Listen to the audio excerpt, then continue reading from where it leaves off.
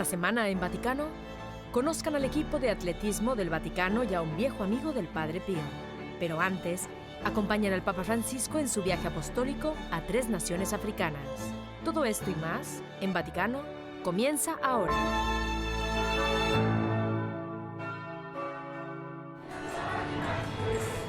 Durante su 4ª visita apostólica al continente africano, el Santo Padre visitó Mozambique, Madagascar y Mauricio.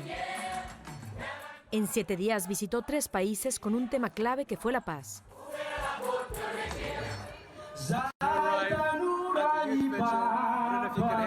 El enviado especial de EWTN fue Edward Pentin, quien informó sobre cada etapa del viaje.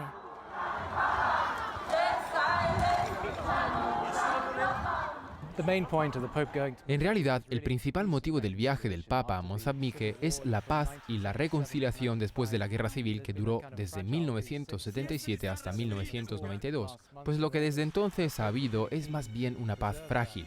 El Papa se mostró muy interesado en preservar el acuerdo de paz del pasado mes de agosto y en animarles a seguir luchando por ella. Esa era su principal preocupación, pero también se refirió, por supuesto, a la cuestión de la pobreza. Alrededor del 80% de la población de Mozambique no tiene suficiente para comer o está desnutrida, lo que conlleva altos índices de pobreza. También le preocupaba la deforestación en Mozambique y quiso llamar la atención sobre este asunto. Tras estos 2, se trató un tercer asunto en la visita papal a Mozambique. En marzo y abril, antes de la visita del Sumo Pontífice, hubo 2 grandes ciclones que dañaron gran parte del país, particularmente el norte del mismo. El Papa quiso así destacar también este y otros problemas medioambientales. Sí, le dieron una cruz hecha de madera procedente de una casa derrumbada de una mujer que murió a causa del ciclón.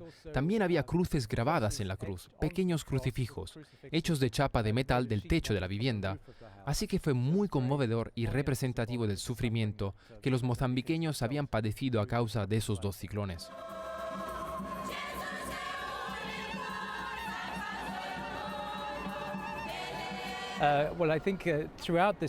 Creo que a lo largo de este viaje fue interesante ver cómo la gente se agolpaba en las rutas. Mucha gente se acercó a ver al Papa, estaban muy contentos de verlo. Se veía gente de todas las edades, de todas las profesiones y condiciones sociales, todos agolpados a lo largo de las rutas para verlo y saludarlo al pasar.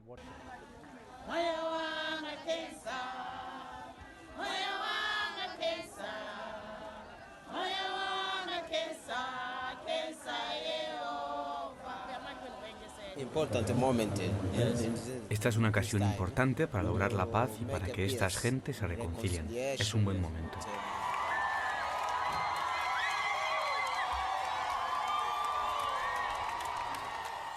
Que el Papa venga en un 4º viaje a África fue un gran acontecimiento para todas estas personas. Un acontecimiento que probablemente no esperaban, por lo que estaban muy entusiasmados con su visita.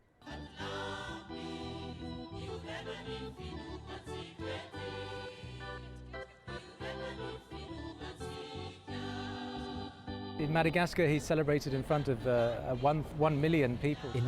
celebró misa ante 1 millón de personas que se habían presentado. Una vez más el Papa volvió a centrar su atención en la pobreza, de la importancia de tratar este tema y de ayudar a la gente a salir de la misma.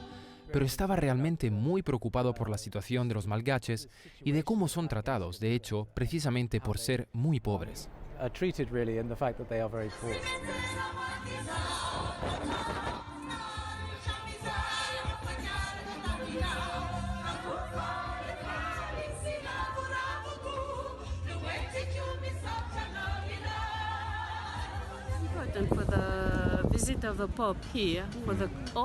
Es importante para la comunidad y para toda la población. Es vital recuperar la fe porque están un poco deprimidos. También para obtener algo de motivación en la vida. Es una persona muy relevante para los que no son católicos, porque es imagen de paz y justicia. Es como ver a Dios en la tierra. El punto culminante del viaje, creo yo, fue su visita a la obra benéfica fundada por el Padre Opeka. Fue una visita muy interesante. El Padre Opeka llegó a Madagascar en 1970. Es un argentino de padres eslovenos y no quedó indiferente ante la miseria que veía en Madagascar. Siendo un país que no está padeciendo conflictos, se trata de uno de los más pobres, sino el más pobre del mundo. pero hay mucha necesidad allí. Lo que el padre hizo fue crear en 1989 una organización benéfica con el objetivo de ayudar, no solo con la intención de dar limosna a los pobres, sino también de echarles una mano y colaborar de verdad, haciéndole partícipes en el desarrollo y construcción de sus propias casas. Ahora tienen su propio refugio, construyen dispensarios y escuelas, creando este tipo de aldeas. En realidad son una especie de muestra de lo que se puede hacer para ayudar a los pobres, agregó. De modo que fue una reunión muy interesante que tuvo una gran recepción. De hecho, el padre Opeka, creo yo, tuvo una recepción aún mayor que la del Papa. Lo quieren mucho por todo lo que ha hecho.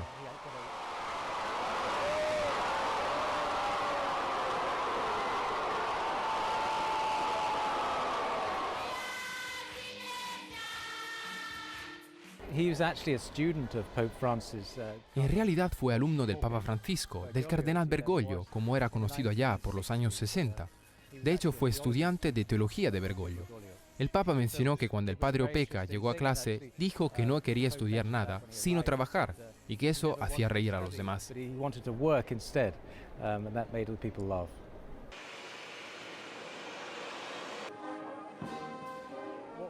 Lo realmente interesante de la visita a Mauricio no fue solo la exuberancia y el júbilo de las multitudes que estaban muy entusiasmadas, sino la gran etnicidad, la variedad de etnias de la gente. Vienen de todas partes del mundo. Hay un verdadero crisol de diferentes etnias, cosa que el Papa realmente apreció. En el avión de regreso comentó que aquello era una especie de gran escaparate de convivencia interreligiosa.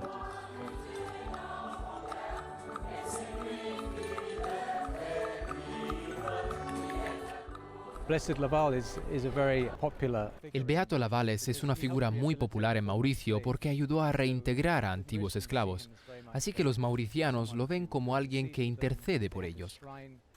Tienen este santuario en su honor, por eso el Papa quiere honrarlo allí. Creo que gran parte de la visita pretendía mostrar la rehabilitación de los que están desamparados o son pobres, cosa que el padre Lavales personificaba de muchas maneras. Diría que una de las cosas más interesantes de este viaje fue la recepción que tuvo el Papa. Fue extremadamente cálida y emotiva, y un gran número de personas vinieron a verlo. ¡Viva el Papa! ¡Viva el Papa!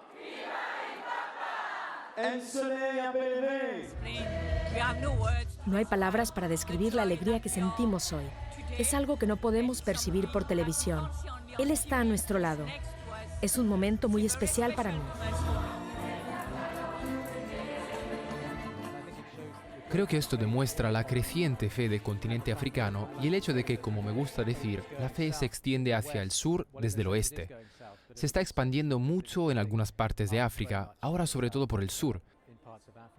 Y ven a Francisco como una corriente de aire fresco, ya que no es el típico blanco europeo como se suele decir, sino alguien del sur, igual que ellos, y por esa razón sienten que pueden identificarse más con el pontífice.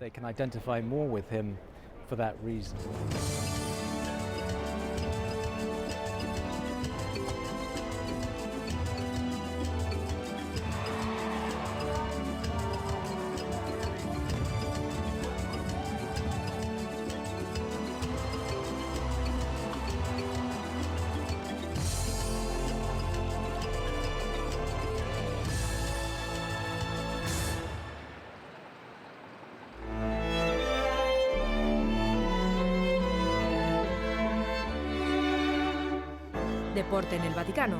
Conozcan a los atletas del Vaticano después de la pausa.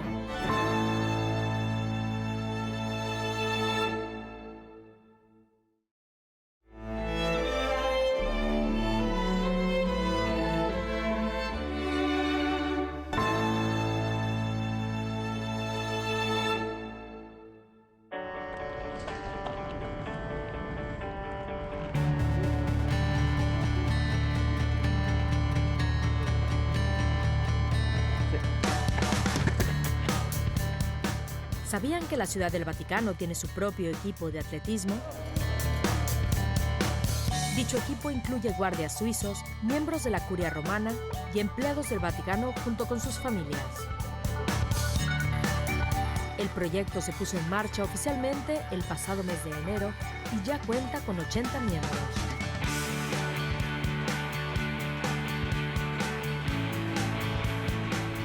Caminando por la Plaza de San Pedro, es fácil reconocer las llamativas camisetas amarillas con el logotipo del Vaticano. Es la Atlética Vaticana.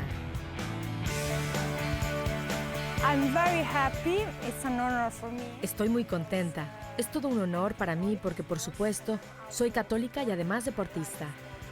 Me gusta mucho el deporte. Yo jugaba a fútbol cuando era niña y ahora corro. De modo que el catolicismo y el deporte van juntos. La mezcla es perfecta para mí. La fe te ayuda a correr bien y correr te ayuda a orar bien. Creo que van juntos.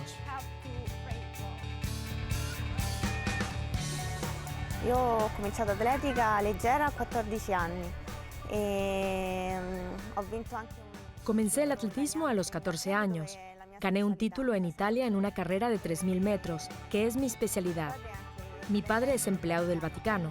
De este modo tuve la oportunidad de poder entrar en Atlética Vaticana, que para mí, conociendo a los empleados, es como una familia. No solo compañeros de entrenamiento, es una grande familia. Una famiglia per me, sono solo compagni di allenamento e è una grande famiglia. 70 u 80 personas, así que somos mucha gente. Pero no solo en Roma, también por todo el mundo, ya que tenemos religiosos de Canadá, de Estados Unidos y de Australia. Camille y Sara están haciendo ejercicio a pocas cuadras del Vaticano en el jardín del Castillo San Angelo. Se mantienen en forma para representar al Vaticano en los próximos eventos deportivos. Por ejemplo, en la Vía Pacis del 22 de septiembre corro 5 kilómetros. Este año no correré el medio maratón. Lo hice el año pasado y llegué en segundo lugar, pero este año correré 5 kilómetros. Mi sueño es ir a los Juegos Olímpicos, por supuesto. Un equipo del Vaticano ya participó en los Juegos Olímpicos de Invierno en Corea del Sur en 2018 y Atlética Vaticana estará entre los participantes en los Juegos Olímpicos de Verano de Tokio en 2020.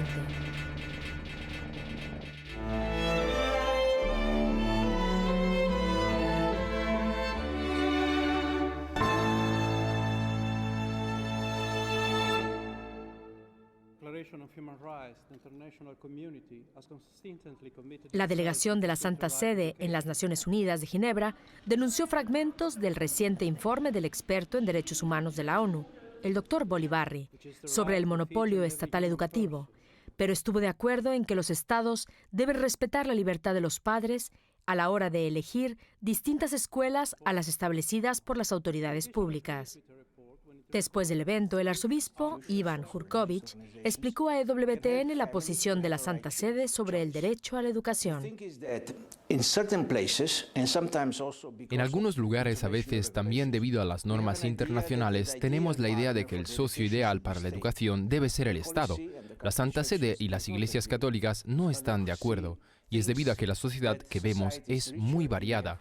Tenemos diversas opciones según la ubicación y eso significa que no hay ninguna concreta para cada estado. Y no hablamos solo de la educación privada, ya que la educación de la Iglesia y sus escuelas católicas no es propia de instituciones educativas privadas. Otra cosa es que si otros sistemas de educación privados tuvieran sistemas diferentes, la familia tendría la posibilidad de elegir entre muchas posibilidades. Y así tendríamos una sociedad más rica al alcance de la humanidad, precisamente por causa de la variedad educativa antes mencionada.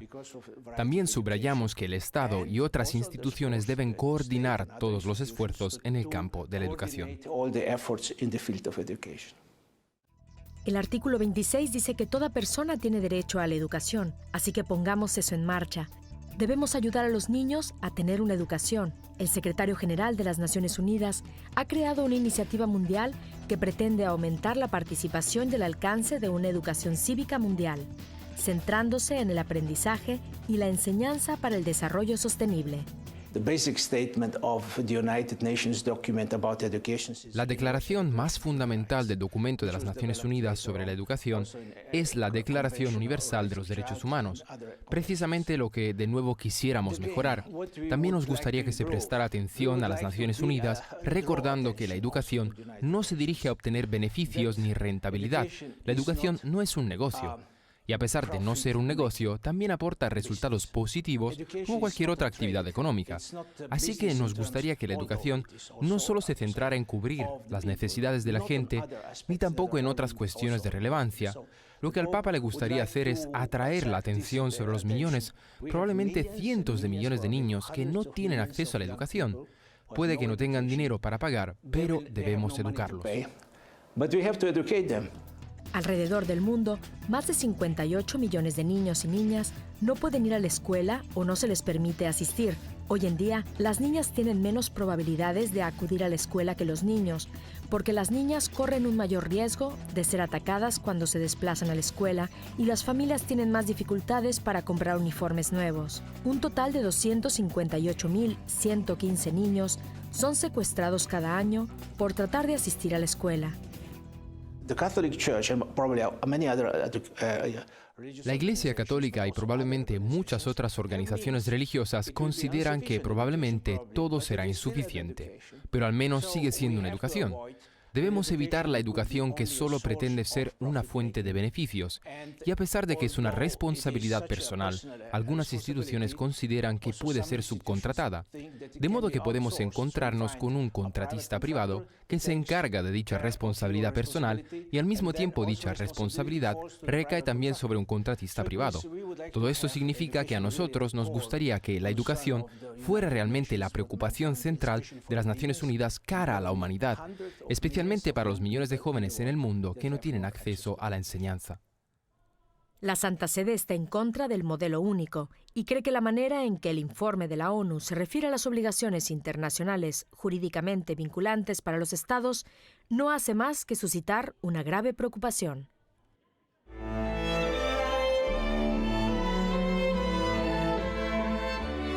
Tras la pausa, les presentaremos al Padre Marciano Mora, un sacerdote capuchino que pasó 20 años con el Padre Pío.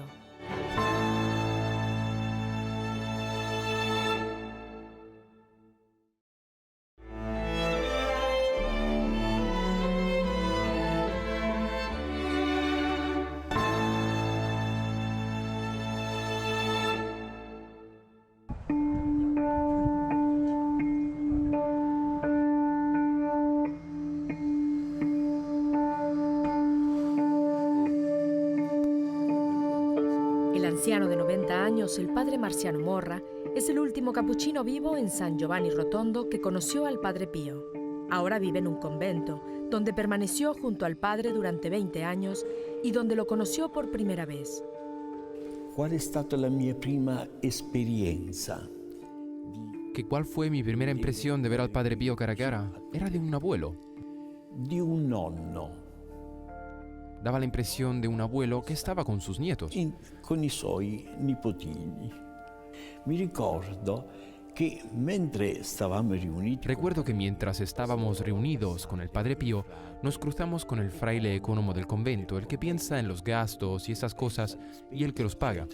Padre Pío lo vede e dice, mi raccomando. Pues bien, el Padre Pío le dijo, te recomiendo que les des de comer bien. Esto es carne que crece y deben comer bien. Igual que un abuelo que se preocupa por sus nietos. Esa es la escena más hermosa que recuerdo. Questa è la scena più bella che io ricordo. El Padre Pío era muy famoso por sus confesiones y miles de personas viajaban a San Giovanni Rotondo para recibir de él el sacramento de la reconciliación. Aún hoy, su confesionario está lleno de peticiones de gracias y de intenciones de oración. El Padre Marciano relata lo poderosa que fue la experiencia con el Padre Pío. Después de decirnos unas palabras en su confesión, nos daba la absolución con mucho sufrimiento. Io ti assolvo nel nome del Padre. Yo te absuelvo en el nombre del Padre, del Hijo y del Espíritu Santo. Fue entonces cuando nos explicaron que el Padre Pío cargaba con nuestros pecados sobre sus hombros. Che Padre Pio si prendeva sulle sue spalle i nostri peccati.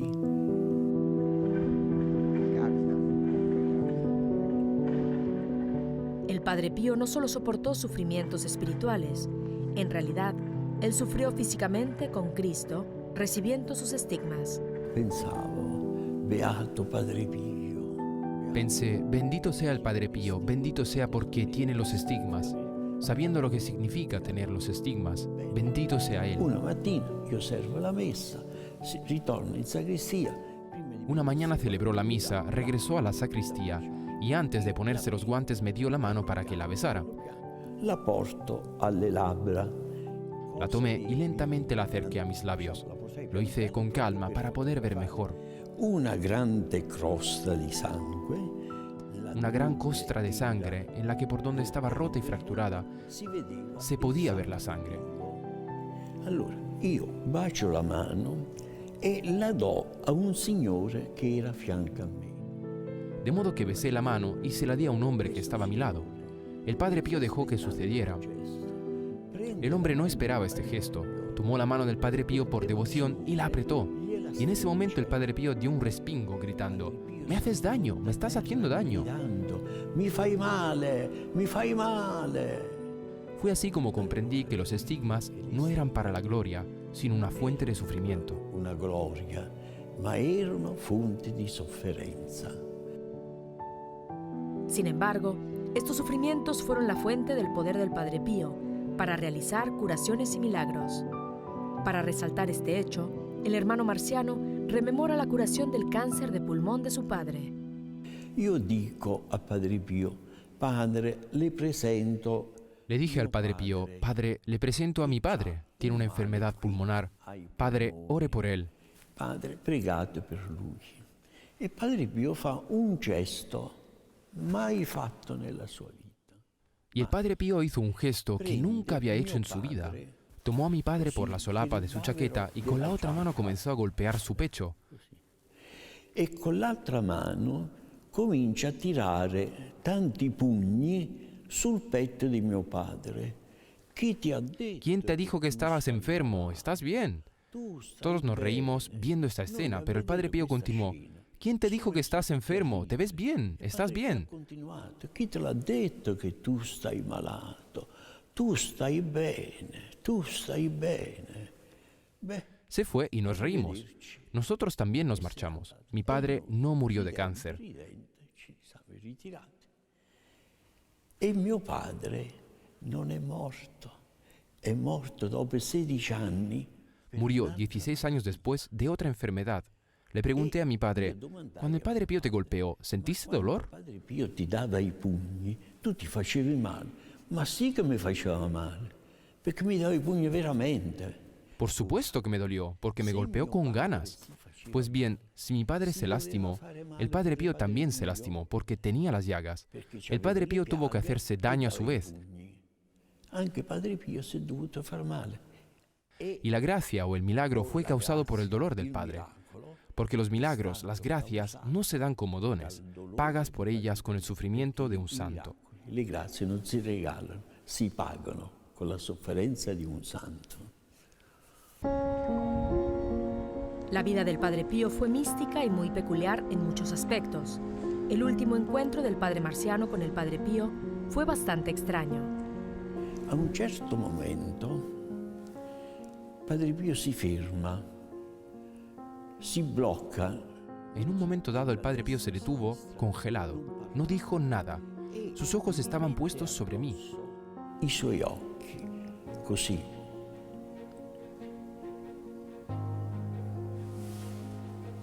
E non si muove più. No se movía. Me quedé ahí quieto, sin saber qué hacer. El Padre Pío me miraba fijamente con aquellos grandes ojos. Quell'era il momento della scrutazione della coscienza, cioè leggeva dentro quello che io avevo. Ese fue el momento del escrutinio de la conciencia. Es decir, cuando él leyó mi interior, lo que yo tenía por dentro.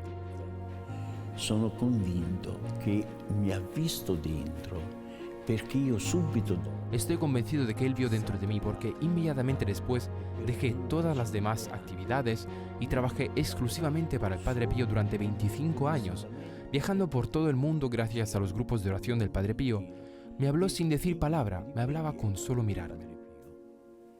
Vi t'ho detto, mi ha parlato senza parlare, mi ha parlato con gli occhi.